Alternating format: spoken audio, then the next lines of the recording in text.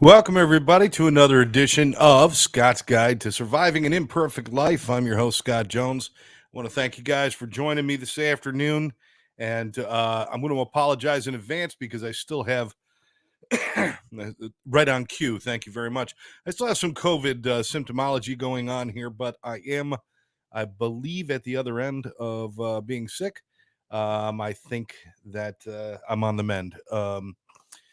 And what it took for me, other people must. If you start to feel very sick, and if you do have COVID, please seek medical attention. If you become very short of breath, extreme pain in your chest, many other things going on.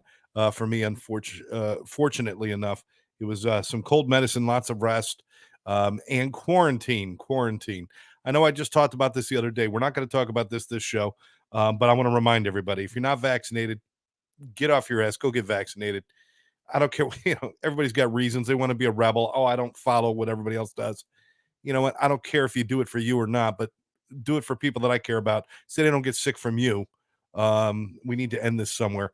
Get vaccinated. If you are sick, please socially distance. Don't travel. Don't go out and do things. Don't go to the office. It's a pain in the butt. It is a pain in the butt, but we all have to do what we have to do. Sandy's with us. My mother, Janet, Karen is with us. Hi, guys. Thank you very much for joining us today. Us meaning me. I'm used to us like me and Gary. Like I said, LOL. We were going to try to put a show together this afternoon, but it didn't quite work out. Gary's on the road right now. He's in Memphis doing a show in Memphis tonight. So he's a little busy, but he'll be back in a few days. I'm going to be out of town for a few days, but LOL, we'll be back, and we'll be back at you better than ever very soon. But this is Surviving an Imperfect Life. And what I promised we'd talk about, because I think this is so important, is, we talked about the first show. We talked about being kind and just doing kind things for other people, lending a kind word. I still stand behind that 1,000%. You want to feel better about yourself, about your life, try just being kind to others. But there's somebody that we forget to be kind to all the time. All the time. That's us, ourselves, our worst enemy, our worst bully, our worst critic, our worst detractor from our own lives is us. It's what we say to ourselves when things don't work, or if we look in the mirror and we don't like what we see. It's what we say to ourselves when we don't succeed at something, or if we fall short of a mark, or we gain a couple of pounds, or something happens. Those kind of things. We do this to ourselves all the time. We beat ourselves down into a point where, of course we don't feel like changing. Of course we don't feel like we're loved, or that there's any use in even trying, because we've beat ourselves up so badly. And I want to talk about some of those things we do. We are so programmed to do them. And there's a bunch of things I want to go through. What I want to go through is I want to talk about a few things that we do, the kind of categorize the things that we say to ourselves. Let's look at them real quick. And then I want to talk about some solutions for all these negative thoughts that we have, because there are solutions. And guess what? Just being positive is not a solution sometimes. You need other real tangible things. And I want to try to talk to you guys about that. So this is, again, Surviving an Imperfect Life. We're not perfect. Things aren't always going to be good. Sometimes when we look at ourselves, we're not always going to like what we see, but it doesn't mean we should beat ourselves down. So let's start the first thing. First thing is dwelling. If you're a dweller, I just like the word dwell. If you're a dweller, if you're somebody who likes to hold on to the past, hold on to everything, you dwell in all of the misery that has been your whole life, and you keep compounding it. We call them dwellers. And when you're a dweller, then basically every time that you look at yourself or have to give yourself encouragement, the first thing that comes to mind is this whole series of pain, this whole series of failure. We're dwelling on the past. It's everything has always sucked. Get out of the past and get into the present. We are not our past. We are our present right now. Our past helped mold us. It got us to where we are. Yes, there's all sorts of things in there, and there are some traumas that we do have to deal with. But at the end of the day, if you're standing right now on solid ground, why are you reliving a fall that you took 5 years ago? You're on solid ground right now. Don't dwell. If you dwell, you will start to beat yourself up. Move forward. Thank you, Janet. Janet just said it very well. Move forward. but do not just sit and dwell. That's one. Idle hope is another thing that we do. We do this idle hope thing.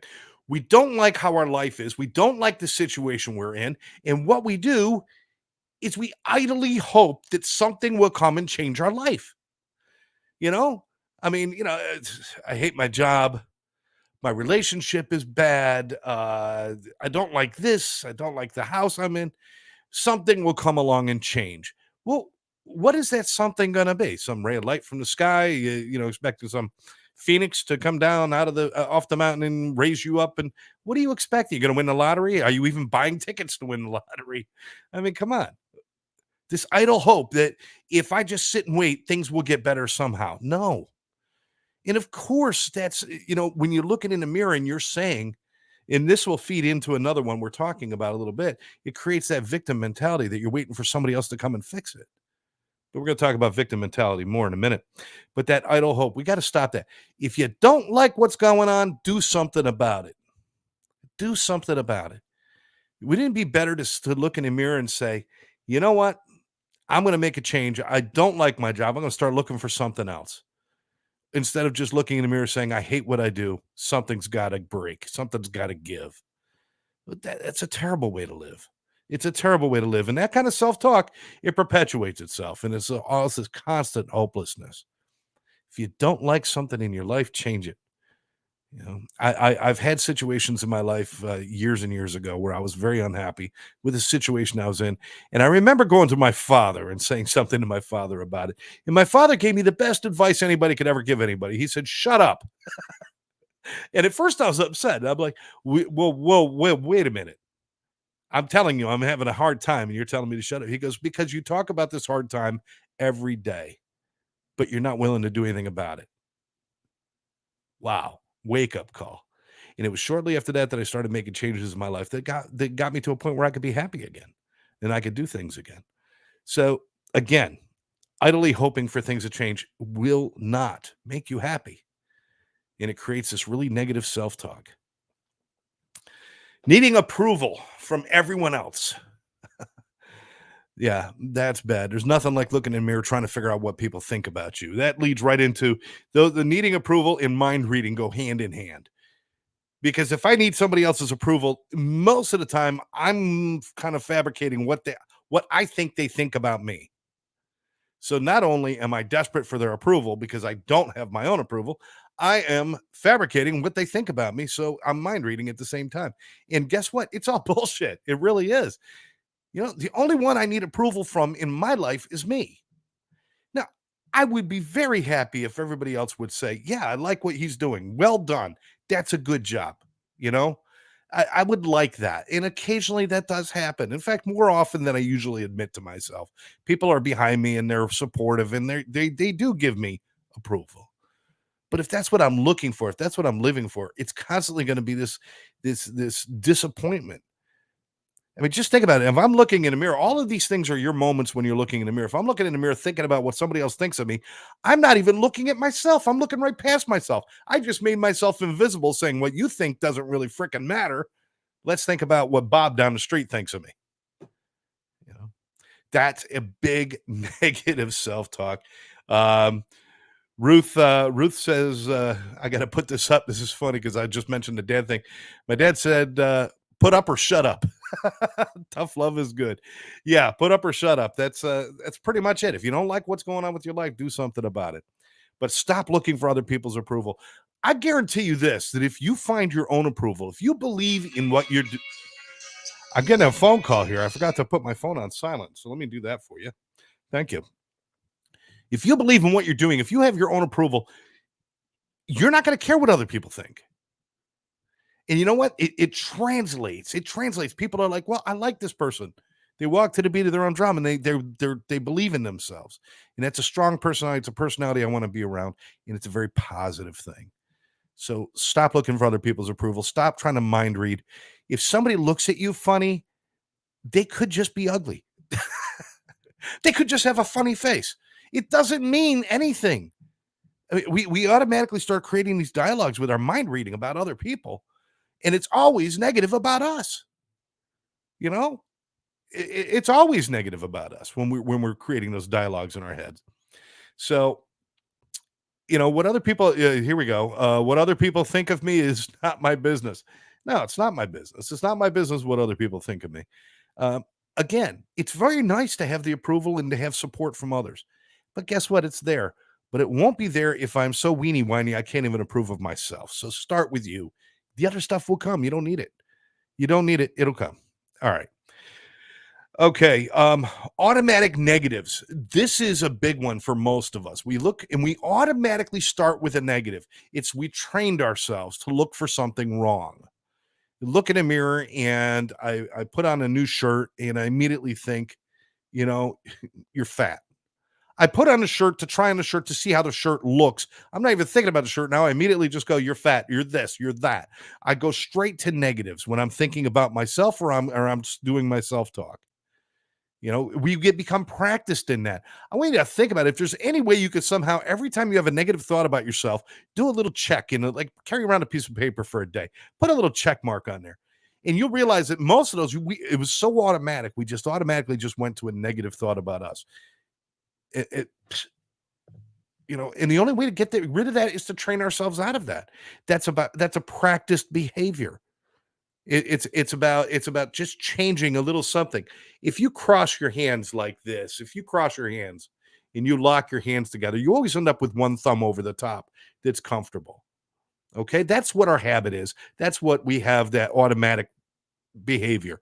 Now, if you lock your hands together, but you put your other thumb over the top, try that. Feel how uncomfortable that is. It's not a big change. It's just a slight shift in what we do, but it creates a very uncomfortable situation. And the only way that's ever going to become comfortable is by practicing day after day and doing it over and over again. And pretty soon that will become comfortable and the old way will be uncomfortable. Changing your thinking from positive or from negative to positive is the same thing. It may be uncomfortable for me to say to myself, good job, Scott. Hey, you did good. Good job.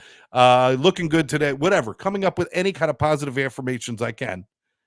It may be uncomfortable at first, but then I will get into a habit and perhaps I will no longer have those go-to negative thoughts as automatic responses. Does that make sense? If I I do, you know what? I learned this automatic response that I play golf. It's crazy. Every time I'm on the range or the course and I go to drive the ball, as soon as I make impact, I make a negative comment because I was so bad when I first started playing. It was like, son of a bitch. Holy shit. Damn it. And it was just every time I hit the ball, I'd just scream something. The funny thing is, I still do that. And I have great shots. I mean, not all of them are great, but I can have a great shot. But I didn't wait to see where the ball was going. I didn't wait to see if it was positive or negative. I just automatically threw a negative in there. So I tried to train myself out of that, but that's one of those humorous situations. But if we're doing that to ourselves on a constant basis, it wears us down. Try looking for something else. Try looking for something positive. Work yourself towards it. Okay. Catastrophizing. That's an obvious one. When we're doing self-talk and we're talking to ourselves about who we are and we're looking at ourselves and we're examining ourselves, if you will, we catastrophize. Everything is the end of the world. I made a mistake. I said the wrong thing. Oh my God, it's the end of the world. It's I accidentally I said something to somebody, I hurt their feelings, or I said something to somebody and they got mad at me, and I was like, oh, it's the end of the world. No, I made a mistake. I made a mistake, and we're allowed to make mistakes. We're human. We're not perfect. And sometimes if we're practiced enough, sometimes we might even learn to laugh at those mistakes. We might even learn to find the joy in some of those mistakes. But we should not catastrophize. Not everything we do, not every little problem we have has to be the end of the world. I mean, I've done as much as to pull a chicken out of the fridge because I want to cook the chicken, drop the chicken on the floor. He's like, God damn it! Then the whole dinner's ruined and everything sucks and this and that. No, you rinse the chicken off or throw the chicken away. Go find something else, but cook some. It's not the end of the world. It's a simple thing. And that again, that is practice. We have to practice. We can't just decide one day, I'm going to be positive. It takes work. It takes some positivity. It takes work. It takes practice so that we can start to do those things. Because my first go to is that this is negative. This is the end of the world. And I'm not the only one. Listen, human beings are more often wired in a negative sense than we are wired in a positive sense. So what do you want to be? What do you want to be? How are you going to survive your imperfect life if everything you do sucks? Start to find the joy. Start to find the joy. Let me hit you with a couple more. We disqualify our positives. It seems like whenever we start self-talk, we always go to the negative. We never self-talk about our positive. I shouldn't say never because that's a bold statement. Most of the time, we do not self-talk about our positive. We do not accentuate, wow, I can't, that's great. I'm so proud of myself. Feel good. Everybody always says, oh, pride is a bad thing. No, pride is not a bad thing. Like this bloated pride where you're being braggadocious and you're going out there and you're just, that's not good. But you should be proud of yourself. You should be proud of your accomplishments and proud of who you are. And we should be able to go right to those things that we feel best about ourselves, so that when I look in the mirror and say, okay, you know what? I gained a few pounds during COVID. I'm not real happy about it. I mean, hey, God's honest truth, 40 pounds, 40 freaking pounds I gained. What do I know about me? If I need to take it off, I will. And I want to, and I'm starting to, and I'll do it because I will accomplish what I set my mind to if I really want to get it done. And I know that about me. So all right, so I've got an issue. I've got something to deal with. I could catastrophize. I could disqualify any of my positives. I could do all that. Look in the mirror and say, "Yeah, dumb shit. Look how fat you let yourself get. Now you're screwed." And I could just end right there. Grab a box of Twinkies, sit on the damn sofa, and just cry about it. Or I can grab a piece of fruit, get on the treadmill or the exercise bike, or just take a walk in the neighborhood, or just have a salad and stop bitching about things and do something about it, and look at the positives. All right. Let's see. Labels. We are so adept at putting labels on ourselves. We put labels on everything. Think, how many times a day do you call yourself stupid? Sometimes we joke about it too. Sometimes you'll hear me. I mean, I live alone now, but I mean, people used to live with me. I mean, they used to hear me if I'm doing a project or working on something. There's always going to be this, this scream of Jones, you moron, or Jones, you idiot. And I'll yell at myself and I'll label myself, but those labels, some of them are done in tongue in cheek and things like that. But that's something that we always do when we're in that negative is we look for labels. We put those labels on us and we hide behind those labels. Fat, stupid, loser, moron. Uh, we'll take things like alcoholic, drug addict, and we'll create labels with those, and we'll make them bad things. And the truth is, when I say I'm an alcoholic, I don't look at it as a bad label for me. It's a positive label for me. You know why? Because I'm a sober one. So it's positive. I don't mind. But we take negative labels and we put them like these become roadblocks for our successes. These become roadblocks for our happiness when we start throwing so many labels in the way we can't possibly break through them. So be careful of how you label yourself. Next time you call yourself stupid or you think about yourself as being something that is negative, change that label. I may have gained weight, but I can change it. I can change it. All right. Let me see. And of course, the all sorry, let me have a sip of coffee. Apologize. Still not 100%, people. The all or nothing attitude whenever we start negative self-talk is really bad because again, we're either all bad or we're nothing. We start to find little flaws. Listen, I would like to meet the person out there who doesn't have any flaws because if you find that person, I'll kneel and I'll pray to him. But that person is not out there. That person is not out there. We all have flaws. We all make mistakes and stuff. But what we do is we do this all or nothing where we look at the one bad thing and all of a sudden everything is bad. Everything is, I can make a mistake in one area of my life.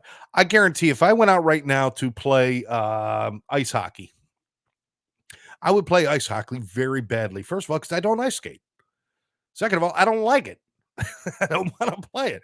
But if I ever ended up on the ice and having to play ice hockey, I'm going to play it very poorly. Now, When I'm done playing that game, do I look in the mirror and say, you suck as a human being? Everything in the world sucks because I can't play ice hockey. No, I know I can't play ice hockey. I'm going to suck at it. And guess what? That's okay. That's okay. I don't have to be good at everything. I don't have to succeed at everything to be a decent human being. I just have to be decent. And I can look at those things and say, okay, you're not so good at that, but you're good at this. I don't need that all or nothing where it's like if something goes wrong, I've got to walk away from life and that's it. I'm done. That's a really big negative self-talk that we get ourselves into when we're doing that. So what are some things you can do? We got about 15 minutes left. I want to wrap this up. What are some things we could do? I want to thank everybody for joining me, by the way. You guys are awesome out there. What we can do when we start to realize we're in these negative spots where we're doing negative self-talk or just having negative thoughts altogether. Maybe they're just kind of rattling around up there. We're having some negative thoughts. What are some things we could do? Number one, exercise, do something, take a walk, get some fresh air. Negativity loves stagnancy. Sitting on a sofa, eating Pringles, watching TV does not make anybody ever feel better about anything. It's just that feeds negativity and depression and anxiety and everything else. Get some fresh air, go outside, take a walk, do something with your hands, get some sort of either exercise or activity. For me, it might be grab a guitar and play a guitar or do something like that, work on a puzzle, uh, do something. Exercise your mind, exercise your body, exercise. It's a great way. When you oxygenate your body, it automatically feels better. It's a positive. Oxygen going in, automatically you feel better. So do that. All right. Smile. Number two, smile, laugh, and sing. Do all three, do one of them, but smile, laugh, and sing. You know how many people don't smile because they think it's weak to smile? Smile. Laugh. If you got a favorite movie that makes you laugh your ass off, for me, it's The Birdcage, Nathan Lane, and Robin Williams. Put one of those movies on, just laugh. Call one of your favorite friends, one of your friends who makes you laugh, and talk to them. Laughing is a great way. If you're starting to feel some of those negative thoughts and you're starting to do some negative self-talk, get yourself out of it. Laugh, smile, sing. Put some music on, dance around your kitchen and sing. I do it all the time. I do it all the time. You know, I sing in my car when I'm driving. Who doesn't? We all do. And I always feel better when I do it. I come in here to my studio and I sing, and sometimes I put it out on YouTube and stuff and or Facebook. And I'm not, I just do it because it lightens me up. It feels good. So smile, laugh, sing. Very simple. So exercise, smile, laugh, sing. Surround yourself with positive people. If you are surrounded by negative people, the only thing they're going to do is reinforce all of those negative thoughts you have about yourself. Surround yourself with positive people. Not because those positive people are going to be responsible to make you feel better, but they will not accept your bullshit of sitting there talking badly about yourself. That's what that they don't have to sit there and tell you how good you are. That's not their job. And even if they did, it's not going to change anything. What you're looking for is you're looking for somebody so that if you're sitting there saying, "Oh, I'm terrible, I'm this," they're going to say, "Hey, listen, you know what, Scott? I'm not listening to that bullshit."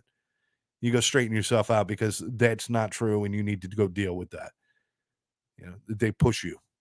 Positive people will push you to do positive things. They won't do it for you. They'll push you. Don't be a victim. The victim mentality I talked about where you're sitting around waiting for life to get better.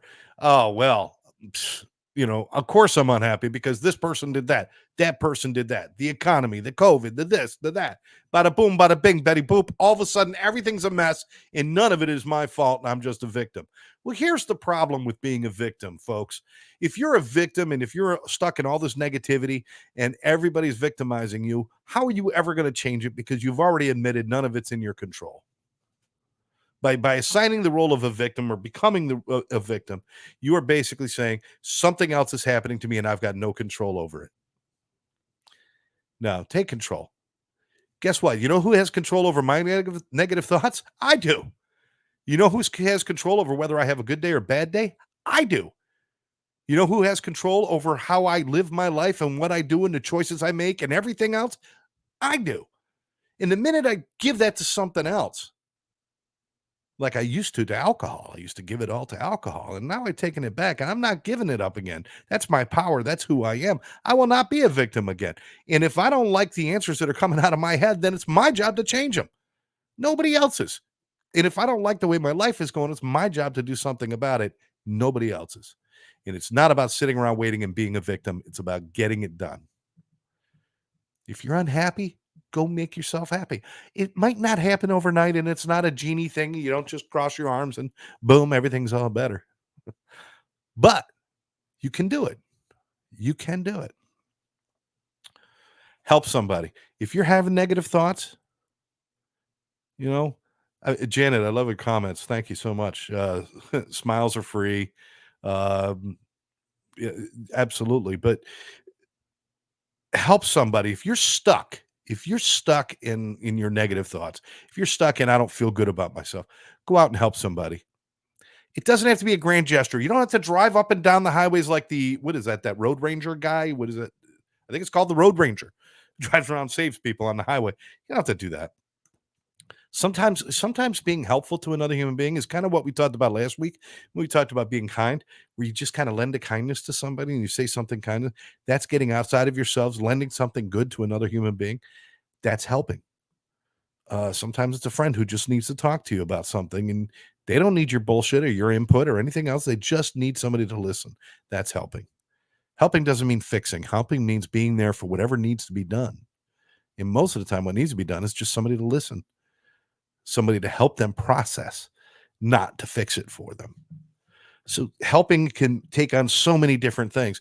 But if you're open yourself up, you will have people to help in your life. If you open yourself up, if you stay closed off and you act like everything's fine and you don't have a problem in the world, guess what? People with problems don't want to come to you because then you're one of those arrogant assholes who's perfect.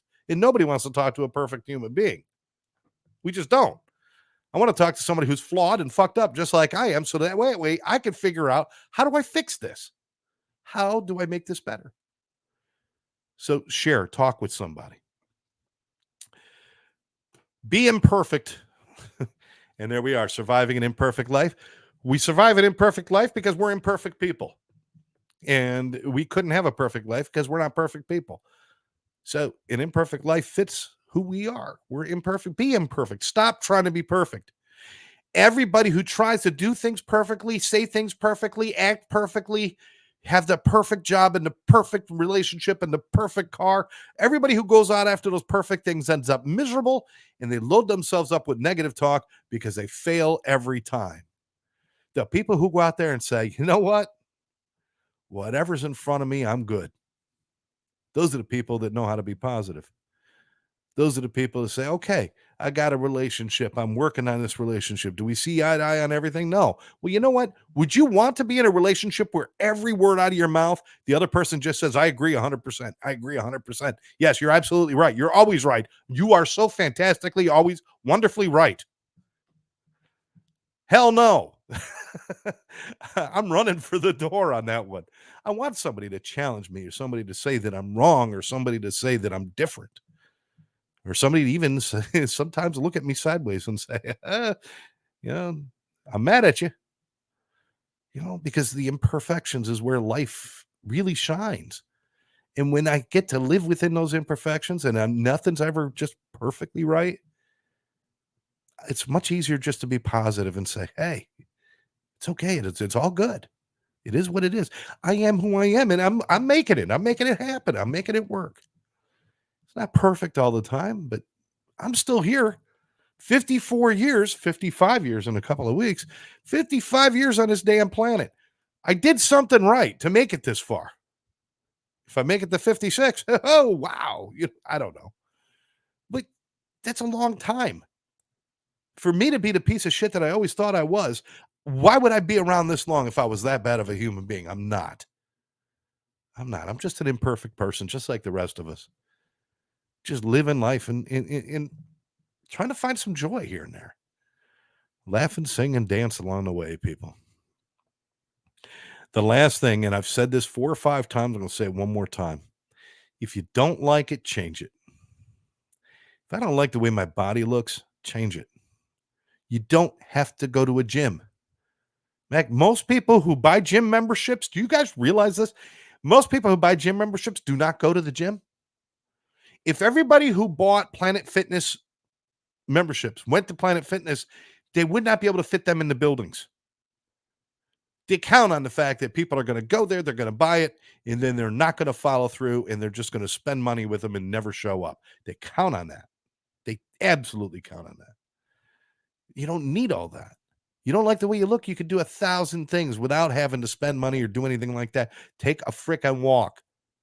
Eat an apple instead of a candy bar. There's a million things you can do, but just do it.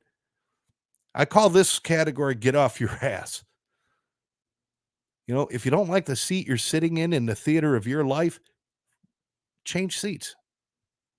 Who else is going to do it for you? You're waiting for somebody to come in and take you by the hand and say, why don't you come and sit over here? You're going to like this view a whole lot better. No. Stand up, be willing. There's two things you have to be willing to do. One is you have to be willing to change. And two, you have to be willing to leave where you're at. And that's where people get stuck. All this negativity and all this stuff. I got to be willing to give that up. I got to be able to give up the ideas of whatever I think about myself. I got to be able to open myself up to new opportunities. And I can't do that if I'm stuck in my same place. I've got to be willing to leave the seat that I'm sitting in if I want a better view. And that's a scary proposition because if I leave my seat, what's going to happen? What's going to happen? I know I stayed in a relationship many years ago. It was a long time ago that I should have been out of for both of our sakes. But I stayed because I was afraid to leave my seat. I was afraid to make the change. And it cost both of us a lot of pain and suffering. And I can't live like that. I can't do that. If something's not right, I need to do something about it. It's a lesson I'm still learning. Again, 55 years on the planet, I'm still learning these lessons. And every day I find new ways to be positive with myself. And every day I find new negative things that I tell myself that I've got to squash and I've got to make that change. But if you're not happy with your life, if you're not happy with the way things are going, what are you doing about it? Change is, like I said, it's simple. It's a simple movement. It's a simple, I'm just going to do something a little bit different, and it could change your whole life. But I guarantee sitting there feeling sorry for yourself, feeling bad about yourself, nothing's going to happen. There's not going to be any real change. And that's what I wanted to talk about with surviving an imperfect life. This is exactly where we are at. We're at a point in our lives, everybody. There's craziness out there. We don't have to look far for negativity with COVID. Our political system in the United States is still a mess. We still got all these things going on.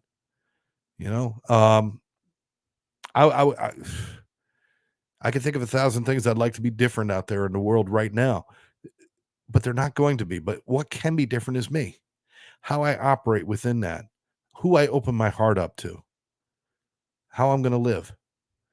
Am I going to embrace my gifts and do things that elevate me?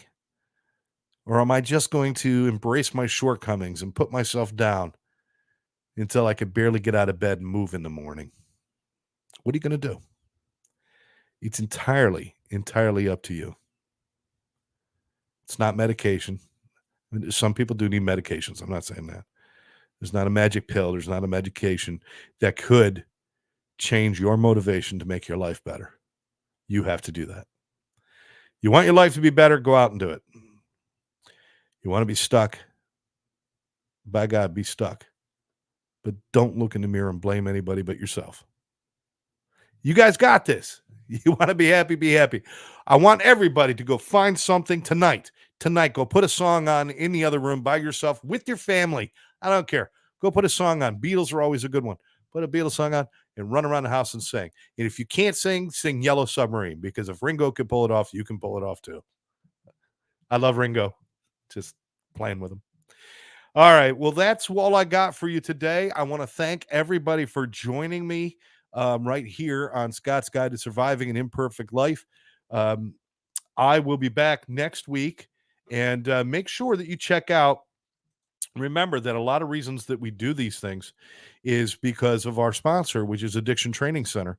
And Addiction Training Center is all about helping people with addictions and mental health issues. Not only helping the individuals who have a problem, but helping people who want to be the helpers. We want to help people. We train people so that they have the tools, the equipment, and everything that they need so they can go out in their communities, in their jobs, in their workplaces, in their unions, in their families, wherever they might be, and be of help to somebody who's suffering from a problem with addiction or mental health disorder. There's there's millions out there that are suffering every day. You know, for every 100 addicts or alcoholics, only 10 of them, only 10 out of 100 have an opportunity for some kind of treatment, any kind of treatment. It's 90 out of 100 never even have an opportunity because nobody's there to help supply that opportunity or create a pathway or give them the hope that they can get help. You could be that person. Get involved. atceducation.com. You can find out more about Addiction Training Center, or you can call Karen at 786-514-0893. Karen is my business partner. We've been friends and business partners for many, many years. And she's always willing to help out if you have any questions about alcoholism, drug addiction, mental health. We're there to help you out. So 786-514-0893. You could always reach out to us at Addiction Training Center on Facebook, or of course, Live Out Loud podcast on Facebook, because we are friends with Live Out Loud podcast. We're all part of the same family. So with that, I want to thank everybody for joining us once again. My name is Scott Jones, and I will catch you next time right here on Surviving an Imperfect Life.